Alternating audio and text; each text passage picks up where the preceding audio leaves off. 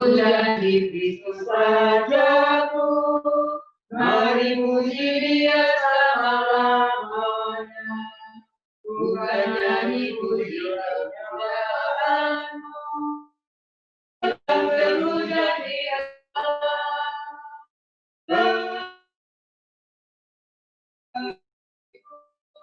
Pegang teguh janji Tuhan Juru Selamat.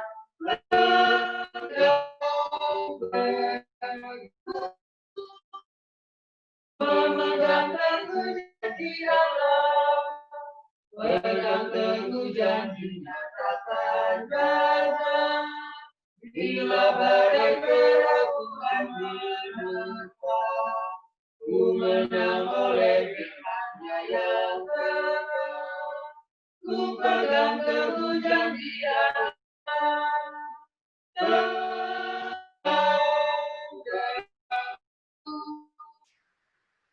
Teguh janji Tuhan Juru Selamat. Pegang teguh, ku memegang teguh janji Allah. Peganglah teguh janji Kristus Tuhan, jalin tali kasih-Mu kepadanya. Dengan pedang Roh dapat kemenangan, ku pegang teguh janji Allah.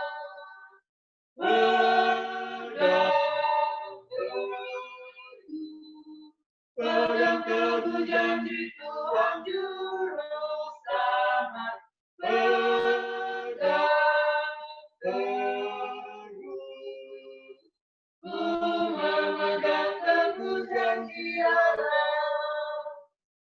Senjata sinar mata. Bersatu dalam doa.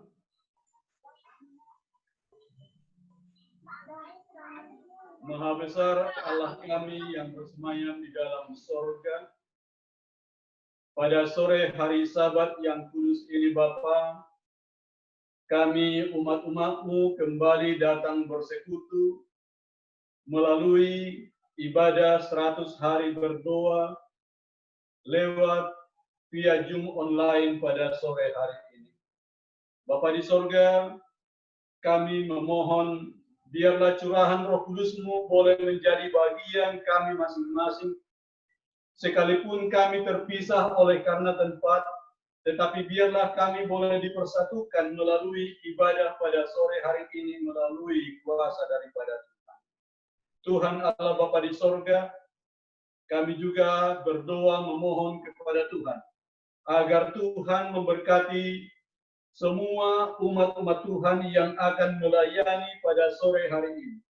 Teristimewa hamba-Mu Bapak Rusli dari Jerman dan juga Bapak Roland Napitukulu dari Medan. Biarlah Tuhan memberkati mereka agar dapat melayani kami di ibadah 100 hari berdoa pada sore hari ini, sehingga lewat setiap kesaksian dan firman Tuhan yang disampaikan, kami boleh dikuatkan untuk menghadapi masa-masa sulit pandemi COVID-19 pada saat sekarang ini. Bapa di sorga, Tuhan memberkati umat-umat Tuhan yang tergabung dalam ibadah 100 hari berdoa pada sore hari ini. Biarlah kiranya tuntunan daripada Roh Kudus Tuhan boleh menjadi bagian kami sekalian, sehingga kami dapat mengikuti ibadah ini dengan penuh sukacita. Nama Tuhan ditinggikan, dipermuliakan, dan kami pun terberkati. Bapa di sorga, berkati juga sinyal yang kami gunakan, serta setiap perangkat-perangkat yang kami pakai. Tuhan memberkati, sehingga tidak terhalang bagi kami untuk mengikuti ibadah 100 hari berdoa pada sore hari ini. Saudara-saudara kami yang mungkin tidak bisa mengikuti oleh karena berbagai masalah pergumulan dalam hidup mereka, biarlah Tuhan yang sama akan terus memberkati mereka, sehingga di waktu-waktu yang akan datang, kami boleh bersama-sama memuji memuliakan Tuhan lewat setiap perbaktian kami. Bapa di sorga, kami serahkan ke dalam tangan pimpinan kuasa Tuhan ibadah 100 hari berdoa kami pada sore hari ini. Biarlah kehendak-Mu yang jadi atas kami Bapa, bukan kehendak kami. Ampuni kami dari salah dan dosa kami. Kami berdoa di dalam nama anak-Mu Yesus Kristus, Tuhan yang sudah menjadi juru selamat kami. Amin. Amin.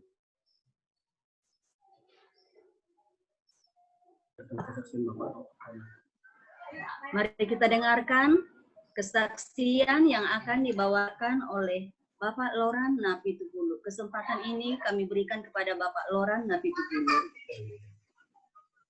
Baik, Shalom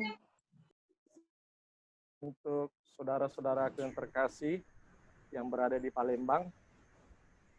Apakah suara saya kedengaran? Dengar. Oke, puji Tuhan.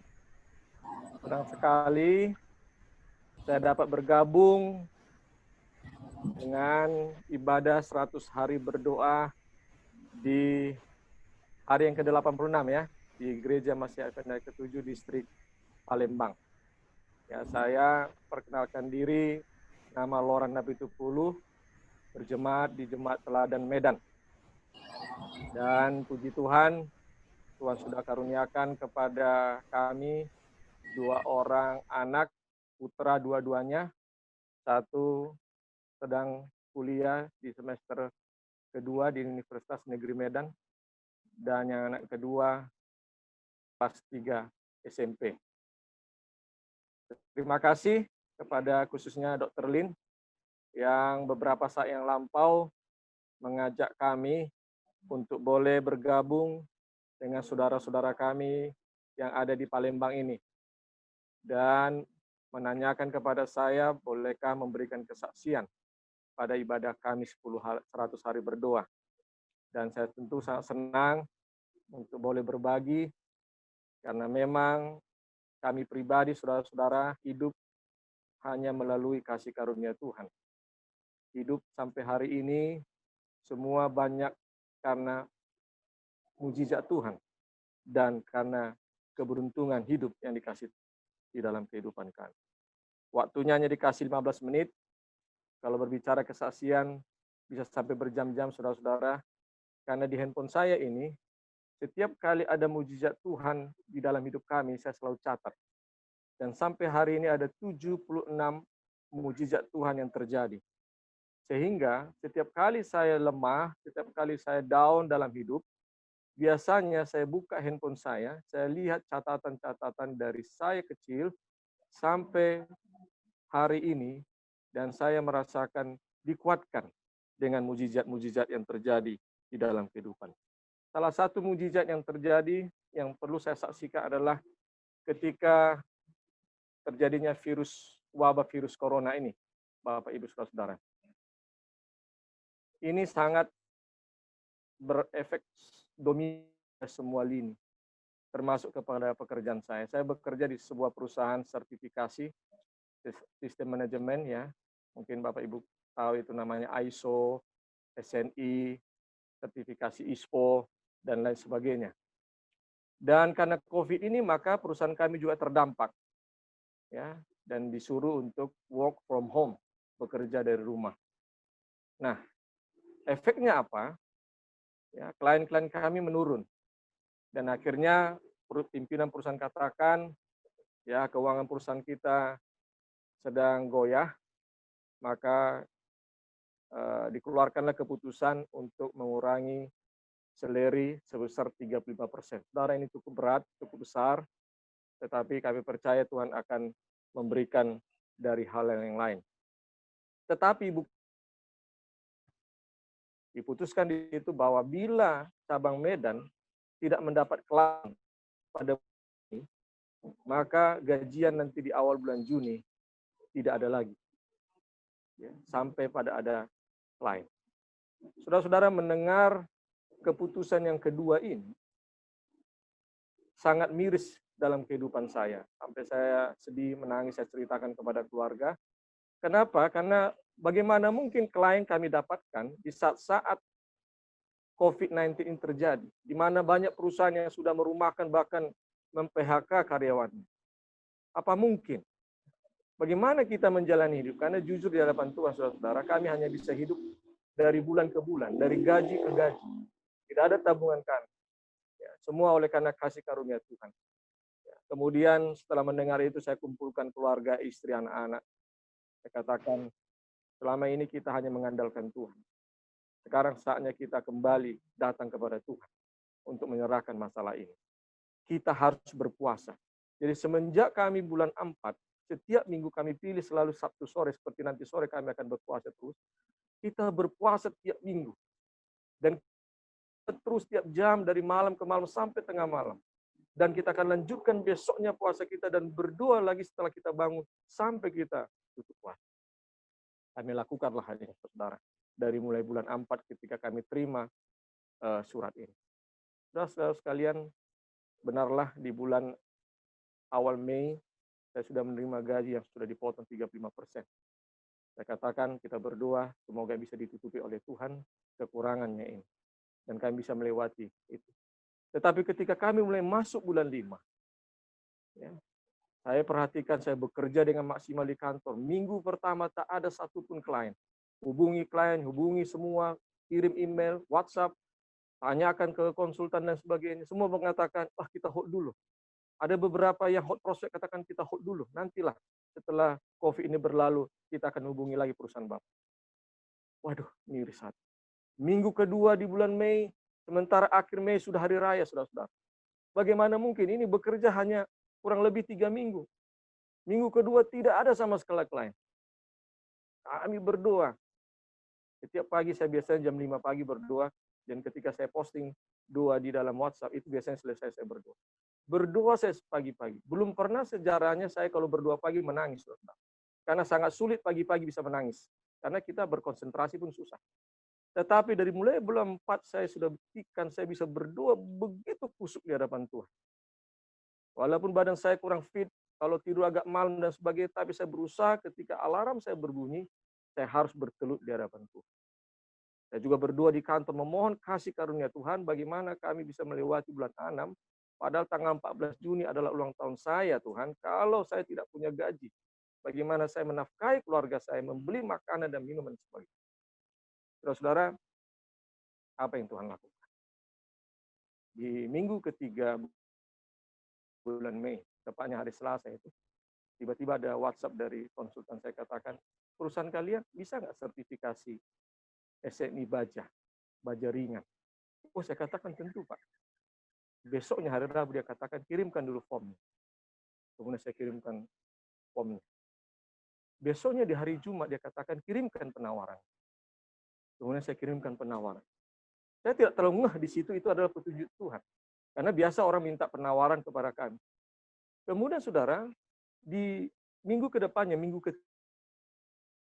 di minggu ketiga di mana mau hari raya itu hari Seninnya, di minggu ketiga di hari Selasa, dia katakan penawaran Bapak sudah kita setujui. Wah, senang sekali hati saya. Tetapi ketika saya sampaikan kepada pimpinan perusahaan katakan, ini tidak termasuk klien kalau belum pembayaran. Bayangkan saudara-saudara, bagaimana mungkin klien mau membayar sementara belum diaudit dan minggu depannya sudah hari raya.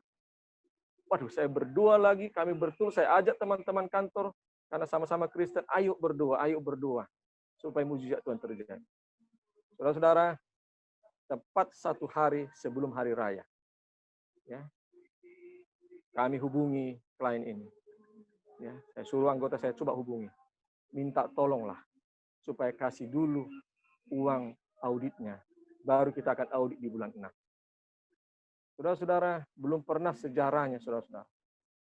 Ketika kami menghubungi klien ini yang baru ini, kemudian kami sampaikan itu pada pagi hari ini, di siang harinya mereka kasih tahu, kami sudah transfer biaya sertifikasi kami, dan tolong diatur auditnya. Saudara-saudara, ketika saya menerima berita itu, saya tahu itu adalah kuasa Tuhan yang besar.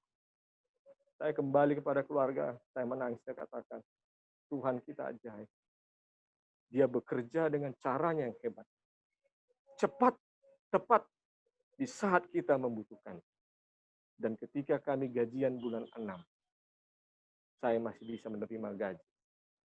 Dan bisa bersyukur di tanggal 14 Juni sebagai hadiah ulang tahun. Saya katakan, mungkin ini hadiah ulang tahun dari Tuhan. Terima kasih Tuhan, karena Engkau masih menunjukkan kebahagiaan. Jadi saudara-saudara, banyak lagi hal-hal yang ajaib yang sering kami alami. Saya masih ingat 3 tahun yang lampau, 5 menit lagi Bapak Ibu ya, 3 tahun yang lampau, ketika saya di perusahaan yang lama, saya menghadapi masa berat seperti ini. Saudara tahu, saya sampai dikirimkan Tuhan, malaikatnya yang berwujud manusia datang ke kantor saya, hanya sekedar bilang, saya jumpa sama dia, perawakannya tidak saya meyakinkan, hanya sekedar datang, saya bilang, Pak Loran, saya bawa ini beberapa daftar klien, catat ini. Ditunjukkannya handphonenya. Kemudian Pak Loran, memang perusahaan Bapak ini sangat membutuhkan Bapak itu sabar, tenang, gigih bekerja. Semangat Pak.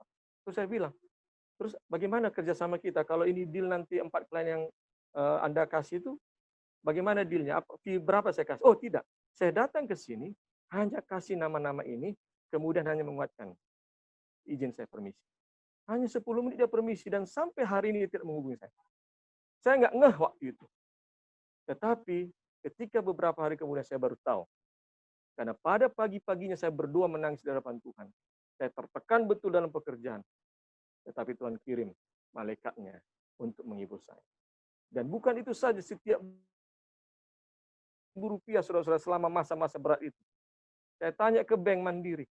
Bisa cek ini. Dari mana ini? Dikatakan dari Jakarta. Terus dari mana? Ini transfer tunai ke bank. Tidak tahu siapa yang mau mengirimkan. Tapi transfer tunai. Coba bayangkan saudara, siapa orang yang mau datang ke bank hanya ngirim 300.000 antri di bank. Bukan transfer online dan sebagainya. Dan itu sampai saya pindah ke pekerjaan yang baru. Tuhan tetap kirim uang itu. Angka 300 saya nggak ngeh waktu itu. Tapi saya sadar setelah saya menyiapkan sebuah khotbah, ternyata 300 itu adalah lambang bagaimana Gideon dengan pasukannya berperang. Dan mereka tidak berperang. Mereka hanya melihat musuh-musuhnya saling berperang satu sama lain. Jadi akhirnya saya mengerti, Tuhan, Kau kirim 300.000 sebagai tanda aku berperang bersama-sama dengan. Jangan takut dan jangan gentar. Demikianlah yang bisa saya sampaikan Bapak Ibu. Doakan kami, nanti tolong titip doa. Kebetulan kami saat ini ada PA gabungan bersama-sama dengan Ambon dan daerah lain. Jadi izin doakan kami, keluarga Loran Napi Tupulu, kami tetap komitmen bersemangat di hadapan Tuhan. Walaupun keuangan kami memang secukupnya, tapi kami percaya kami punya Tuhan yang besar, Tuhan yang ajaib, Tuhan yang senantiasa memimpin kehidupan kami. Dan saya mau bacakan sebagai ayat favorit kami di sini dalam Yesaya 41:13. Sebab aku ini Tuhan Allahmu, memegang tangan kanan dan berkata kepadamu, janganlah takut, akulah yang menolong engkau. Biarlah kesaksian saya ini menjadi berkat bagi saudara-saudara. Sekali lagi saya mau katakan kepada kita, Allah kita dahulu sama dengan hari ini. Keajaibannya, kebesarannya, keperkasaannya, cara bekerja sama persis. Kalau kita sungguh-sungguh mengasihinya, mengandalkannya, menangis di hadapannya, meminta pertolongannya, dia segera turun tangan. Dan caranya yang bekerja sangat dahsyat. Tuhan memberkati kita. Shalom. Amin. Sama-sama, Dokter.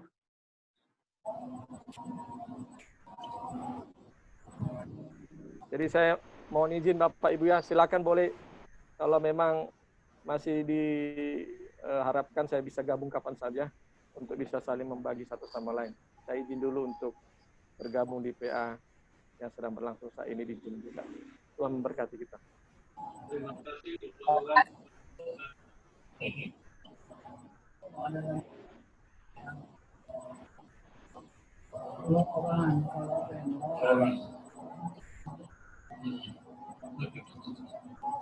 Lalu Lawrence, laki-laki.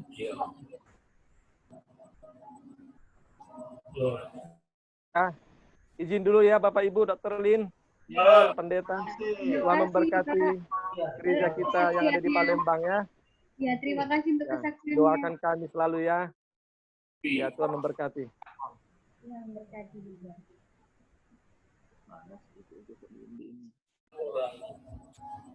orang Mary, orang Rachel, orang.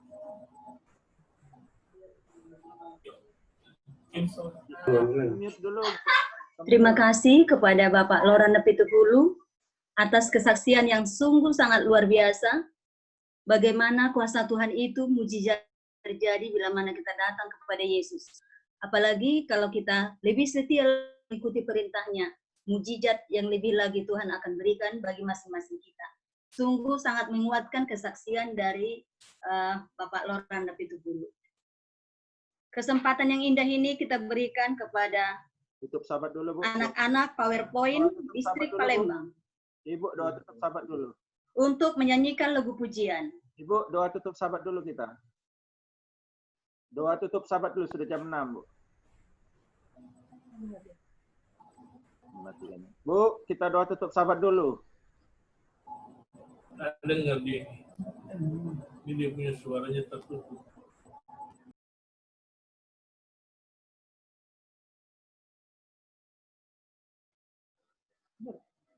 Ibu, Tamu Bolon, putus deh.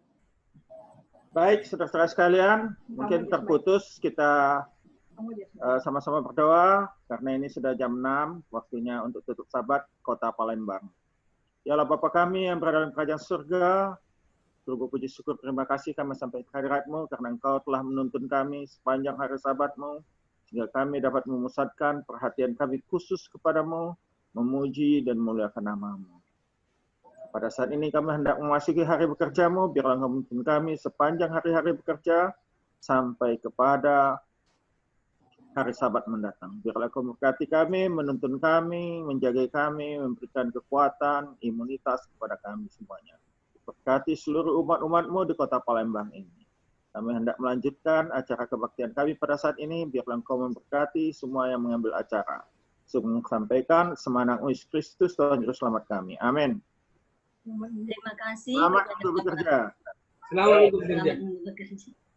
Terima kasih kepada Bapak Daniel Saputra. Kesempatan berikut kita berikan kepada anak-anak Pathfinder Distrik Palembang untuk membawakan lagu pujian kepada Tuhan.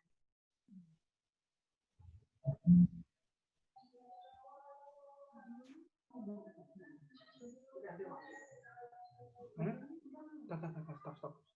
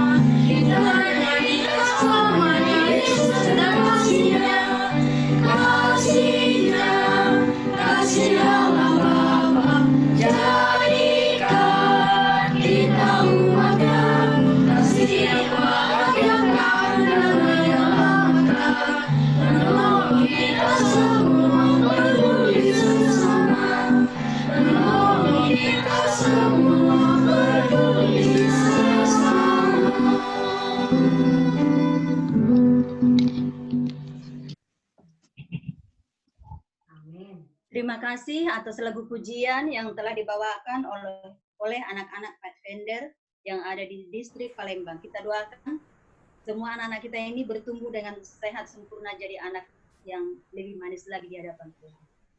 Kesempatan yang indah ini kita berikan kepada Bapak Evangelis Rusli Dalias untuk membawakan firman pengantar doa bagi kita di sore hari Sabat ini.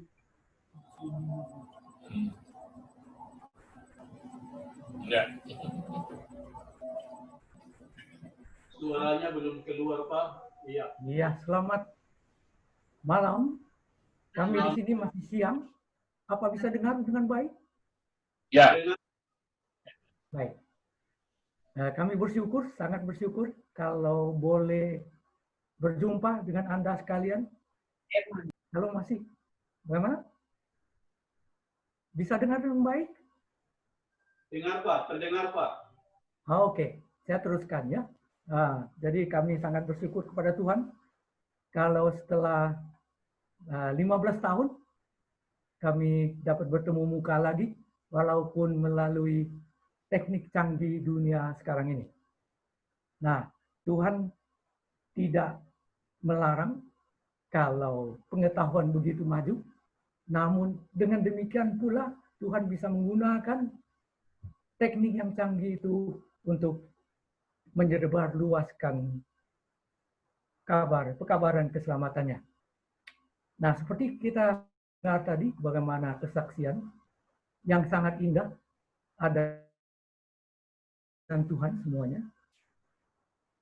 Berhubungan dengan itu, pada hari ini saya hendak membahas satu tema yang tidak dari hal itu dan bahkan serupa dengan tema yang sudah kita dengar.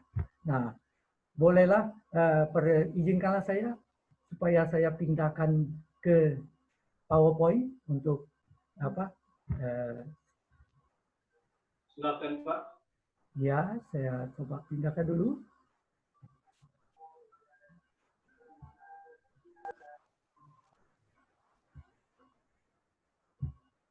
Ya, baik. Tema kita hari ini adalah berhubungan dengan iman yang raksasa. Iman yang raksasa, kalau kita lihat di dalam Alkitab, adalah menjadi dasar dari iman kita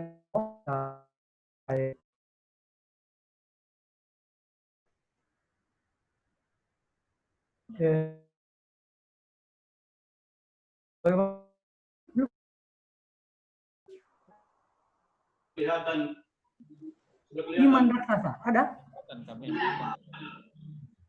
Ya. Sekarang ada gambar, bisa lihat? Apa lihat? Sudah kelihatan, Pak. Sudah lihat? Oke, ya. Ya, mantap. Ya.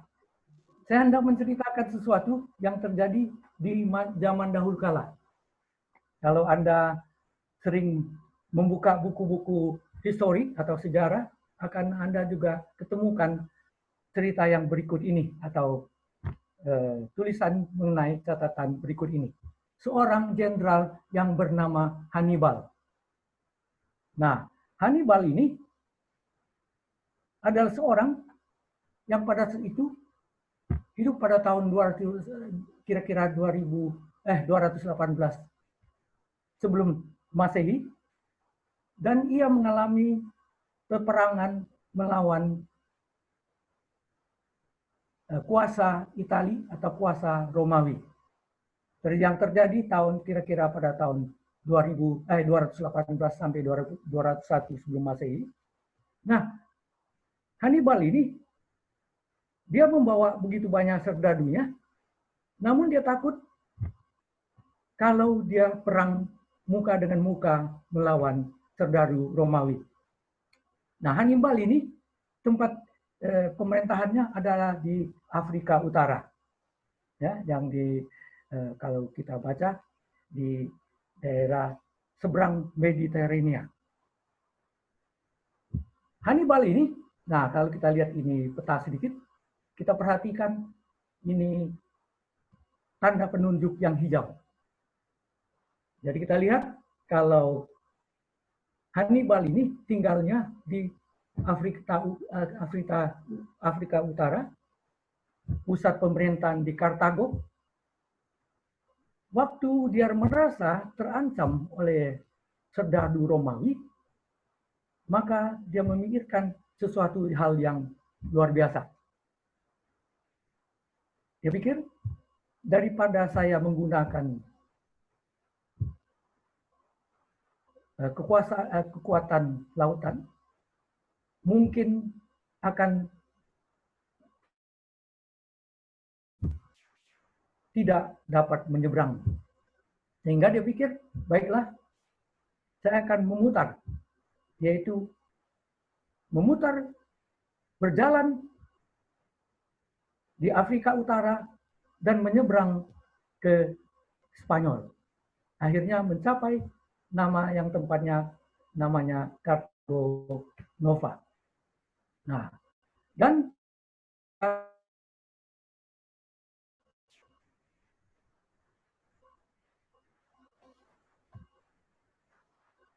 Hannibal ini mempunyai banyak tentara dan ia membawa tentaranya jalan kaki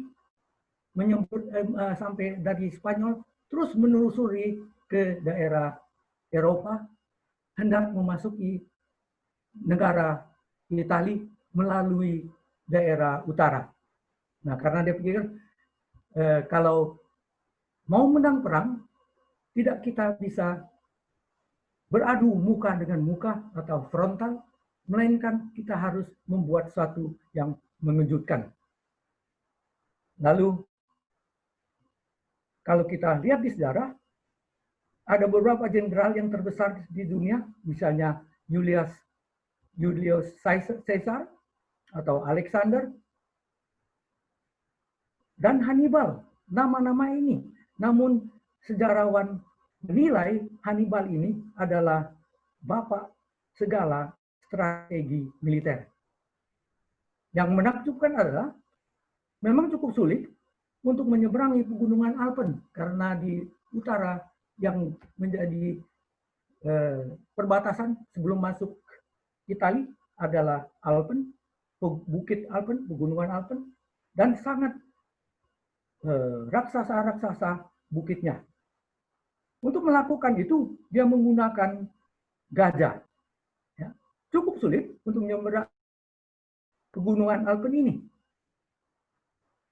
Bayangkan kalau sampai di desa-desa waktu sudah dekat. Nah, kita harus mungkin ingat sesuatu. Kalau dunia dulu belum mempunyai HP, ya, jadi belum bisa kirim kabar, ada serangan, atau kirim kabar, ada mata-mata. Apa yang dilakukan Hannibal ini melalui pantai selatan Eropa tidak diketahui oleh Romawi. Nah, sehingga sampai mereka sampai ke beberapa batasan, makanya kita bayangkan kalau mereka sampai masuk ke desa-desa, pada mulanya mereka tidak pernah mendengar hal-hal yang demikian, tiba-tiba sekarang ini waktu pagi mereka dengar trompet-trompet yang ditiupkan oleh para gajah-gajah ini. Ya. Lalu mereka perhatikan bagaimana tiba-tiba mereka melihat pasukan gajah datang berbaris melalui Alpen. Ya, lalu Hannibal ini sangat berhasil melakukannya. Ia mampu mengatasi gunung yang membuat apa yang saya pikirkan tentang Yesus katakan. Ya, Yesus katakan, ya, bagaimana si Hannibal dengan 38.000 serdadu berjalan kaki, 8.000 pasukan dan 38 gajah ini, bagaimana mereka dapat menguasai perjalanan panjang besar ini sampai memasuki pemerintahan atau wilayah pemerintahan Romawi. Nah, yang kita ingat, ya, Yesus ada mengatakan sesuatu. Ya. Ia berkata kepada mereka, karena kamu, saya mesti pindahkan ini sebentar ya. Karena kamu kurang percaya, sebab aku berkata kepadamu, sesungguhnya sekiranya kamu mempunyai iman sebesar biji sesawi saja, kamu dapat berkata kepada gunung ini, pindah dari tempat ini ke sana, maka gunung ini akan pindah dan takkan ada yang mustahil bagimu. Wah, Yesus mengatakan, kalau imanmu hanya sebesar apa? Hanya sebesar biji sesawi, maka kamu akan dapat bahkan memindahkan gunung. Nah, baik, gunung ini yang dimaksudkan oleh Yesus adalah gunung rohani, ya, gunung spiritual. Ya. Ya. Apakah kita memiliki cukup iman? Ya. Iman adalah sentral terpenting dalam keselamatan kita. Alkitab memberitahu kita, tanpa iman, ya, apa yang dikatakan oleh Paulus tentang iman ini, iman sebesar biji sesawi cukup, katanya, bisa memindahkan gunung. Tetapi tanpa iman, kata Rasul Paulus, tidak mungkin orang berkenan kepada Tuhan. Sebab barang siapa berpaling kepada Tuhan, dia harus percaya bahwa Tuhan ada dan bahwa Tuhan memberi upah kepada orang yang sungguh-sungguh mencari Dia. Iman dapat menjadi tercapai kalau kita rajin mencarinya. Tetapi Anda harus datang dengan iman. Ya, ada dua orang yang mengelilingi Yesus pada saat ia ada di atas kayu salib. Dua pencuri. Satu di sebelah kanan, satu di sebelah kiri. Alkitab sangat jelas bahwa seseorang dari mereka merindukan keselamatan. Dia hendak diselamatkan. Yang lain tidak, dia tidak mau diselamatkan. Perbedaan antara kedua pencuri ini adalah tidak besar. Seorang pencuri memulai doanya dengan istilah jika. Dia tidak memiliki iman. Dia ya, bagaimana?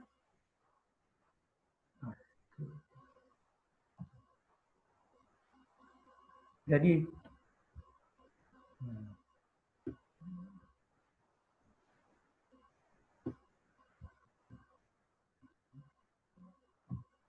seorang dari penjahat yang digantung itu menghujat dia, katanya, bukankah engkau adalah Kristus? Selamatkan dirimu dan kami. Dua macam orang. Satu selamat dan satu hilang. Dua jenis doa. Satu doa iman dan satu kurang iman. Tetapi yang seorang menegur dia, katanya, tidakkah engkau takut juga tidak kepada Tuhan, sedang engkau menerima hukuman yang sama? Kita memang selayaknya dihukum, sebab kita menerima balasan yang setimpal dengan perbuatan kita. Tetapi orang ini tidak berbuat suatu kesalahan apapun. Yang satu selamat dan yang satu hilang. Dua jenis doa. Alkitab sangat jelas bahwa seseorang memanggil keselamatan dan dia diselamatkan. Yang lain tidak diselamatkan. Perbedaan antara kedua pencuri ini adalah satu pencuri memulai doanya jika dia tidak memiliki iman. Dia berkata kepada anak Allah supaya menyelamatkan dirinya lalu menyelamatkan kita. Yang ketika Anda datang ke kerajaan Anda, itu adalah doa iman. Lalu ia berkata, Yesus, ingatlah aku apabila engkau datang sebagai raja. Nah, dia bukan saja melihat bahwa Yesus adalah seorang penyelamat, melainkan dia juga melihat bahwa ia akan datang kembali sebagai raja. Nah, kalau dia adalah raja kita, maka kita pun akan menurut apa perintahnya. Perintahnya bahkan kata Yesus tidak sukar. Kata Yesus kepadanya, aku berkata kepadamu, sesungguhnya hari ini juga engkau akan bersama-sama dengan aku di dalam Firdaus. Betapa satu janji bukan saja kepada si penjahat ini, melainkan berlaku bagi kita sekalian. Kita ingat bahwa dia telah mati bagi kita karena janjinya yang menyanggupan kita untuk ke Taman Firdaus, hidup bersama-sama dengan dia. Seorang ayah pernah datang kepada Yesus dan putranya diserang oleh iblis. Pada suatu hari dia dibuang ke atas api, terbakar, luka. Pada hari lain dia dilemparkan ke dalam air, selalu hampir mati, hidup mati, hidup mati. Lalu dia datang kepada Yesus. Dia bawa anaknya ke hadapan Yesus. Lalu dia berkata, bagaimana dia sudah bawakan anak ini kepada murid Yesus, namun murid Yesus tidak dapat menyembuhkannya. Nah, kita dapat baca itu, pengalaman ini di dalam buku Lukas 9 ayat 37 sampai 43. Bagaimana dia di hadapan Yesus bahkan berkata, kalau engkau dapat, sembuhkanlah anakku ini. Lalu jawab Yesus, katamu, jika engkau dapat, tidak ada mustahil bagi orang yang percaya. Dan kita tahu bagaimana pengalaman murid-murid pada saat menghadapi angin ribut di Laut Galilea, bagaimana mereka sudah berteriak-teriak mencari pertolongan, namun Yesus masih tertidur di ruangan bawah. Mereka bangunkan Yesus, mereka katakan, tolong Yesus, kami binasa. Lalu apa yang terjadi? Yesus bangun dan Yesus menghentikan angin ribut. Lalu Yesus katakan, di manakah kepercayaanmu? Kita memerlukan iman, namun iman yang hidup, iman yang tidak henti-henti untuk bergantung kepada Dia. Apa yang dikatakan kepada kita, Yohanes 14 ayat 1, janganlah gelisah hatimu, percayalah juga kepadaku. Yesus senantiasa menolong kita, bukan saja pada saat itu menolong murid-muridnya, Yesus menolong kita senantiasa. Nah, Yesus harus sering berpercaya kepada murid-muridnya. Dia katakan, sebab karena kasih karunia kamu diselamatkan oleh iman. Itu bukan hasil usahamu, tetapi pemberian Tuhan. Kita ingat bagaimana Rasul Paulus sampai berpendirian ini, karena dia percaya bahwa ia lepas dari segala tindasan atau segala ancaman, hanya karena karunia kasih Tuhan. Dan bukan oleh hasilmu. Karena di dalam imanlah, iman yang menghasilkan buah-buah yang percaya.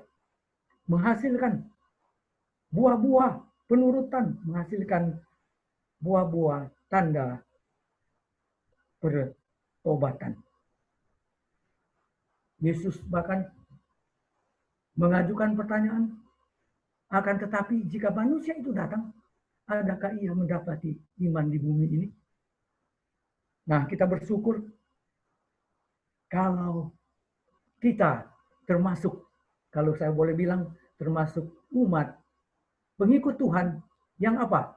Apabila dia datang, dia mendapati bahwa memang masih ada iman di bumi ini, sehingga dapat diangkat masuk ke dalam kerajaannya. Kita melihat bagaimana Yesus sendiri ditolak oleh tempatnya, oleh rakyat di tempatnya, di Nazaret. Ia tiba di Nazaret. Bagaimana bahkan orangnya menolak dia.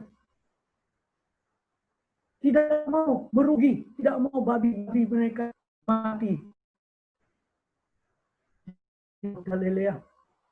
Mereka lebih suka kalau mereka tidak menghadap Yesus yang membuat begitu banyak pemilihan iman. Dan mereka, kita lihat, kalau kita mau berdoa, meminta sesuatu dari Tuhan, janganlah minta hal yang kecil. Nah, seperti di Nazaret ini, dikatakan di Alkitab, maka Yesus tidak mengatakan mujizat ataupun yang kecil di Nazaret. Iman yang kecil sehingga menghasilkan mujizat yang kecil. Bagaimana kita mau melihat mujizat yang besar? Perbesar iman kita. Bagaimana bahkan membuang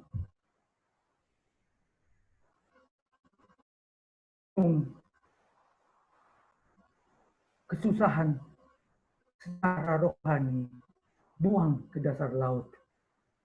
Oleh sebab itu, saya hendak menyinggung di sini tentang langkah-langkah memperoleh teguh. Yang pertama adalah menggunakan lebih banyak waktu. Roma 10 ayat 17. Jadi iman timbul dari pendengaran dan pendengaran oleh firman Kristus. Jangan lupa mendengar. Kita kadang-kadang tidak mendengar.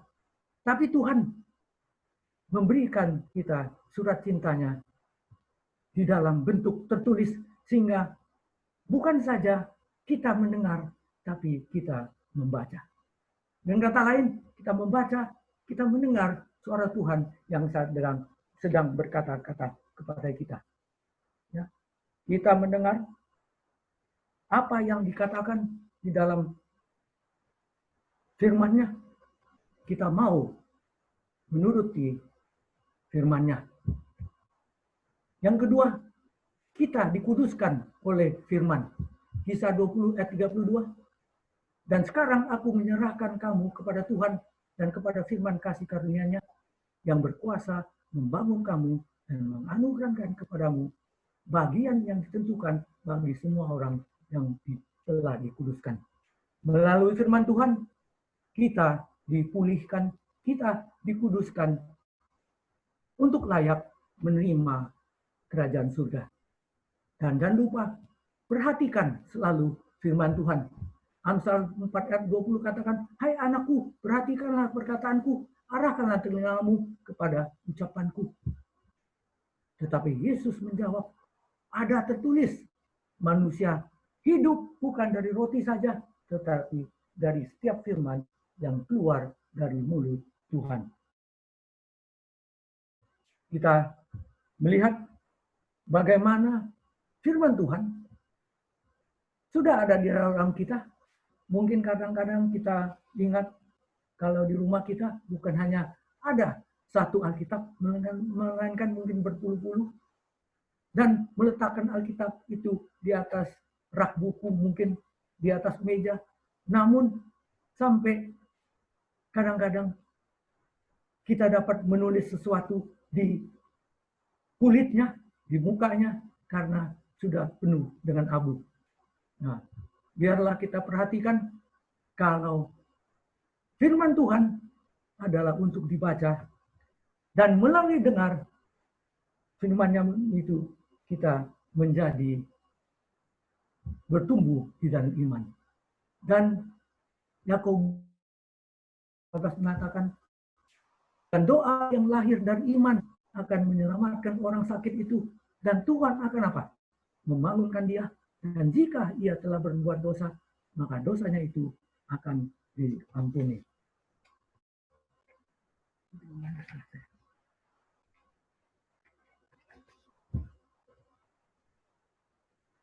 Hendaklah ia memindah dalam iman dan sama sekali jangan bimbang. Sebab orang yang bimbang sama dengan gelombang laut yang diombang-ambingkan kian kemari oleh angin. Nah, kita berdoa, namun kadang-kadang kita bertanya-tanya, oh Tuhan, bagaimana jawabanmu? Kapan engkau jawab? Kadang-kadang kita bimbang, apakah Tuhan dengar? Ya. Petrus bertanya-tanya, ya, apakah saya mendapatkan roh Tuhan dan saya dapat percaya? Anda ingat bagaimana Petrus di dalam pengalamannya, ya, di atas air. Nah, bagaimana reaksinya? Dia coba meminta supaya dia bisa berjalan di atas air.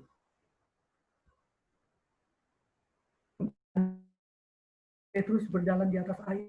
Waktu dia jalan di atas air, waduh senang hatinya. Tapi itulah Petrus. Mungkin hatinya ingat, wah saya sekarang dapat berjalan di atas air. Nah, mungkin kita setelah berdoa, doa kita dijawab, kita menjadi besar hati dan berkata, wah saya sekarang dapat berjalan di atas air. Apa ada yang pakai iPhone atau pakai Samsung bikin rekaman bagaimana saya dapat berjalan di atas air? Lalu sebarkan itu agar orang semua melihatnya. Nah, waktu dia menolak dari pandangannya dari Yesus, maka apa yang terjadi? Datang angin ribut, datang ombak, dia menjadi takut. Kalau kita menoleh keluar dari memandang Yesus, maka kita akan terserang oleh banyak pencobaan. Itulah sebabnya yang berikutnya, percayalah kepada Allah.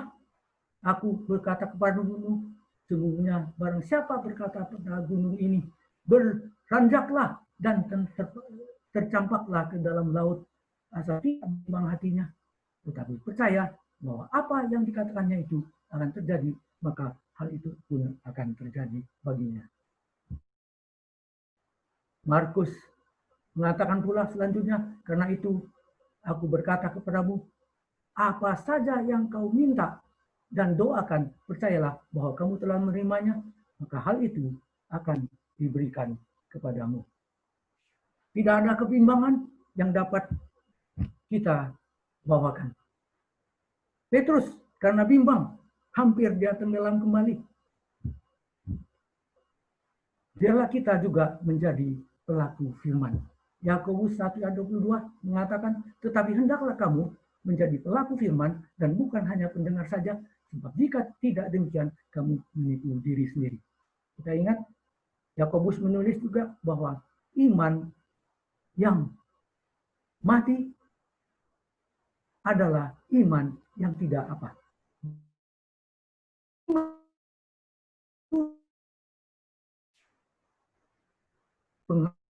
Di dalam diri kita. Kita menjadi bertobat, kita menjadi berbalik dari jalan kita yang membawa kebinasan kepada kita, kembali kepada jalan yang benar dan setia kepada Tuhan. Kalau kita lihat bagaimana Ibrani 11 menceritakan pahlawan-pahlawan iman. Habel, Henok, bagaimana di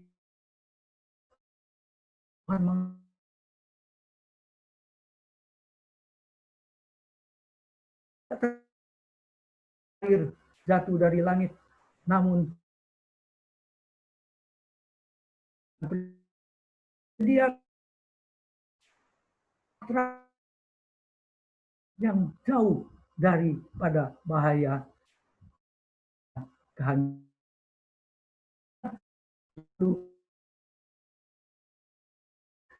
Enggak dapat. Abraham kita bilang, dia tidak suruh Tuhan angkut semua kepunyaanmu, angkut semua milikmu dan keluargamu. Percaya sehingga sampai berani mempersembahkan, dapat ia berani mau mengorbankan anaknya yang dikasihi. Ia adalah Bapa orang percaya. Dan kita lihat lagi bagaimana percaya Ishak. Kita dapat bersatu Yakub, Yusuf, Musa, dan banyak. Kita melihat contoh-contoh bagi kita bagaimana bapak-bapak ini contoh yang hidup bagi kita untuk menghidupkan kita punya iman. Itu juga, makanya itulah ciri-ciri dari orang-orang kudus percaya. Wahyu 14 ayat 12 katakan yang penting di sini adalah keturunan orang-orang kudus seperti perintah Allah dan iman kepada Yesus. Kata-kata ini menghimbau kita, apa kita beriman? Apakah kita tekun? Tidak hanya satu kali berdoa, kalau tidak dijawab ya sudah, lupakan saja. Tentu kita mengetahui bagaimana banyak kesaksian-kesaksian tentang doa, bagaimana orang tua yang mendoakan anaknya bertahun-tahun sampai ia tutup mata. Tapi syukur kepada Tuhan kalau ia anaknya pun ada di dalam kerajaan surga. Nah, bukan saja dapat kita bangun menjadi teguh melalui menggunakan banyak waktu bagi firman itu, karena firman itu menguduskan kita. Dan perhatikan firman itu apa isinya, dan jangan berhenti sehingga menghasilkan buah menjadi pelaku firman. Tekunlah di dalam iman kita itu. Iman yang merobohkan tembok Jericho. Kali harus mereka mengelilingi, bahkan 7 kali mereka harus mengelilingi tembok Jericho itu. 7 mereka kelilingin 13 kubulah Bukit Jericho. Seorang ibu yang berusaha mendekati Yesus, ada halangan-halangan, namun begitu tekadnya ia bertahan sehingga Yesus dari benar. Sebab kamu tahu bahwa ujian terhadap imanmu itu menghasilkan apa? Ketekunan. Dan biarkanlah ketekunan itu memperoleh buah yang matang supaya kamu menjadi sempurna dan utuh dan tak kekurangan apapun.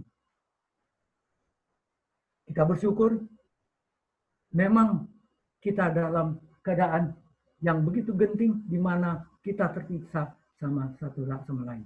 Dunia, apa Anda perhatikan? Belum pernah terjadi di mana seluruh dunia menjadi bersatu sedemikian rupa hanya karena satu istilah, yaitu corona. Karena corona, satu sama lain terpisah. Bahkan jemaat Tuhan, umat Tuhan yang tadinya menyapa satu sama lain, sekarang Anda harus memakai masker, menutup sebagian muka Anda sampai kadang-kadang Anda tidak kenal lagi siapa di depan Anda. Bahkan Anda tahu reaksi air mukanya. Namun Tuhan memberikan kita semangat dan kita bersyukur kalau pertemuan perbaktian ini yang sudah dalam hari ke-86 ini mempersatukan umatnya kembali walaupun di dalam keadaan dual. Saya ingin menguatkan kita satu sama lain supaya kita bergabung di dalam doa. Terlebih satu sama lain seperti apa yang Anda lakukan sampai ini. Saya mau menggunakan ilustrasi terakhir ini. Anda lihat, ini tangan saya. Tangan kita ini menciptakan manusia sempurna. Kita mempunyai dua tangan, kanan dan kiri. Nah, saya bukan mau mengecilkan orang. Bahkan Tuhan bilang, mereka yang tidak sempurna pun Tuhan berkati sedemikian rupa sehingga mereka mempunyai pintaran atau keahlian yang luar biasa yang tidak dimiliki oleh orang yang sempurna fisiknya. Ini Anda perhatikan. Tangan kanan, kiri, jari-jari. Perhatikan setiap tangan tidak sama besarnya dan tidak sama panjangnya. Namun Tuhan mau mengingatkan kita supaya kita mengasihi bukan saja kepada Tuhan, tetapi kasih kepada Tuhan itu membuat kita mengasihi satu sama lain. Jempol, jari jempol, tunjukkan keutamaan. Keutamaan ini yang melihat bagaimana telunjuk ke Bukit Golgota, kepada salib yang di tengah itu, yang setelah mencurahkan darahnya dengan kasihnya menyelamatkan aku ini, si kecil yang terkecil ini. Dan apabila aku yang terkecil, kelingking tangan kiri, kasihi, betapa ia akan mengasihi engkau pun yang berhidup, yang hidup di tengah-tengah masalah di dunia.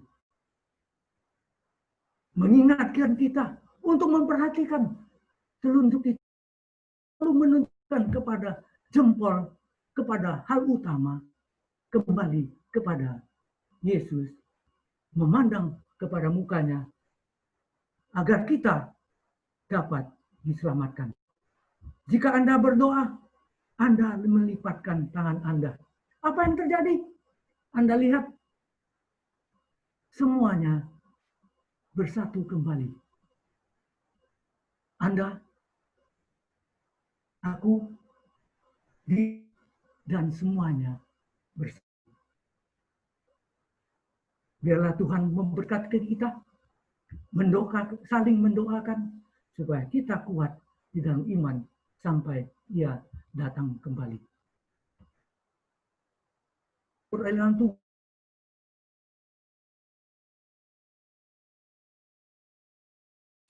Kita diminta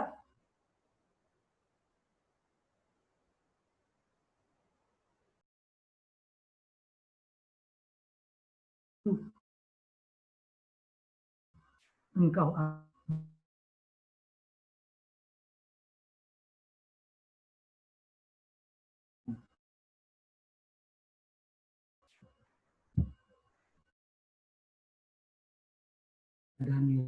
akan bercahaya seperti cahaya cakrawala, dan yang telah menuntun banyak orang kepada kebenaran seperti bintang-bintang. Semoga